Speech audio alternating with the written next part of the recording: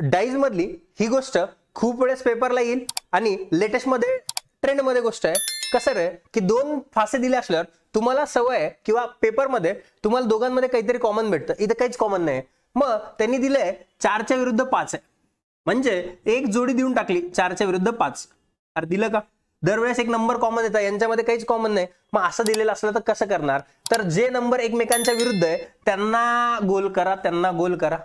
आता एका फास्याला क्लॉकवाईज फिरवणार, एका फास्याला कसं फिरवणार? Anti clockwise. जर दोघांमध्ये काही सारखं असलं तर दोघांना क्लॉकवाईज फिरवतो.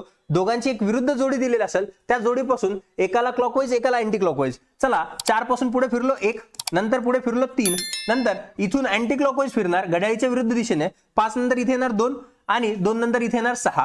तुम्हाला कुठलीही जोडी विचारली तरी फाइंड करू शकता. 3च्या विरुद्ध काय असणार? 6. 3च्या विरुद्ध काय असणार? 6. विषय संपला डायरेक्ट. अशा क्वेश्चनला बघण्यासाठी चॅनलवरती नवीन असाल तर चॅनलला सबस्क्राईब करा. ठीक आहे.